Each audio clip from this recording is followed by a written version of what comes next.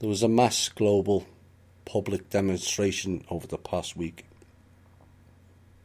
with people given time off work and even children excused from school to attend the rallies, all in support of climate change, where a paid female child actress overtook a paid female adult actress, Alexandria Ocasio-Cortez, as the voice for the Portal people this week, attending the UN. A child actress that has connections to the Soros-funded, not George Soros, social engineering group, and also Antifa, which allegedly is anti-fascist or anti-Nazi. And yet the irony is she's from Sweden, who supported the Nazis in World War II. Oops. Irony is lost on those people, it seems. It's also out of Sweden, the scientist in the past week who's promoting cannibalism, as in cannibalism. Eat humans to combat climate change, he's stating. A beautiful country like Sweden that brought us ABBA, Agneta, even our own Perla, now reduced to playing the lead role in a globalist agenda. Eat people to combat climate change. Oh dear. And yet, doesn't the climate change every day? I woke up this morning and it was a frosty 40 degrees, but by mid-afternoon it was high 70s and sunny. So the climate changed from the morning to the afternoon. What's the problem? You know? But isn't it odd the authorities will allow that to happen? Kids to not go to school and support it.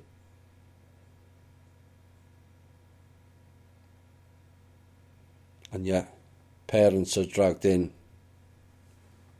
by the authorities if their child doesn't turn up without valid reason. And yes, the state just allowed children to take the day off. The same state that fines parents in Britain if the children go on vacation during school time. But it's okay when it's for the cause of the globalist agendas, it seems. Yeah, I wonder if they would allow children to go and campaign if the children found out that 49,000 of their own kind died each day and the children wanted to campaign for them. Oh no, doesn't fit the agenda. And then you got parents too stupid to understand it is an agenda, a program designed to make them feel guilty and subsequently empty even more money out of their pockets to fund non-existent climate change programs. It's another slush fund, pure and simple. You know, I feel for the child. I imagine she thought it would be fun being popular and going on TV in the beginning. But like the child pageants in America, it no longer becomes fun for the kid, and it becomes a tool for the parents to elevate themselves at the child's expense. Because that's what's going on there. But people have taken to this child because she, in essence, is their hero.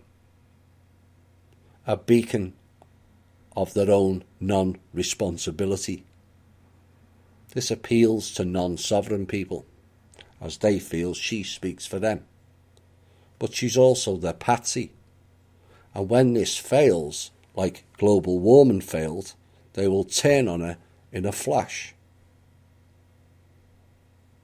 That child is their get-out-of-jail-free card for people who wish to do nothing. Only follow someone they think is popular, regardless of the message. And the danger now is it will spawn many other parents now pushing their children into the limelight to become the new Greta.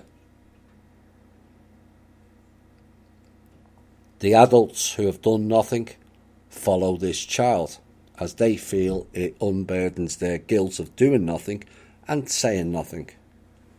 So they don't have to take responsibility for anything.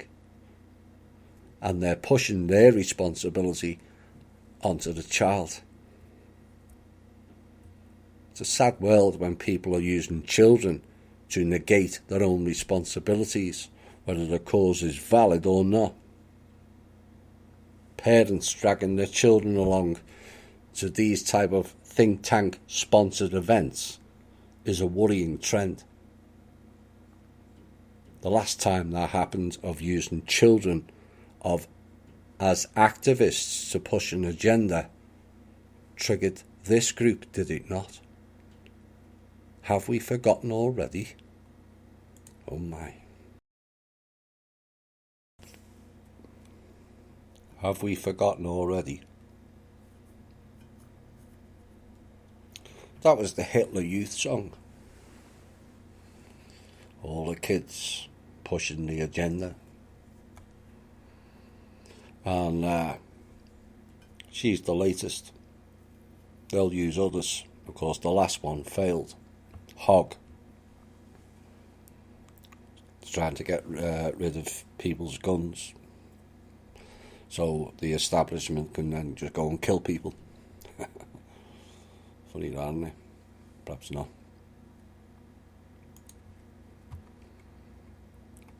Talking of climate change, there was a piece that came up this week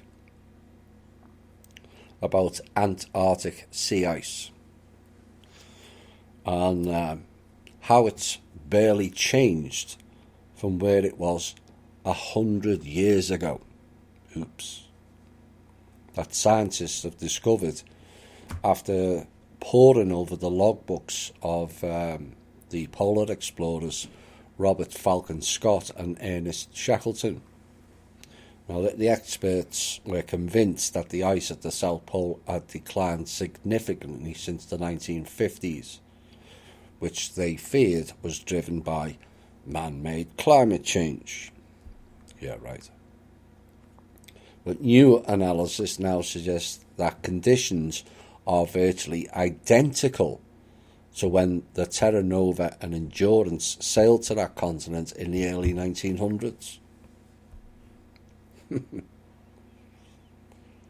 Indicating that declines are part of a natural cycle and are not the result of global warming. Now, back in 2009, the man who made millions of talking shite, Al Gore, announced that there was a 75% chance that the entire North Polar ice cap during the summer months could be completely ice-free within the next 5 to 7 years. And the dates by which climate scientists and politicians said the ice would disappear have now all come and gone. I wonder why. While the ice has remained. Now, one problem that persists is that there's only a relatively short series of direct measurements on which to base the understanding of the Arctic, and satellite monitoring of the Arctic only began in 1978. So they're now saying, well, we've only got 40 years of reliable data. And they're now saying this may not be enough to establish what is normal or abnormal for the region. And yet we've got a global campaign stating we're all going to die and give us loads of money so you all don't die. Yeah.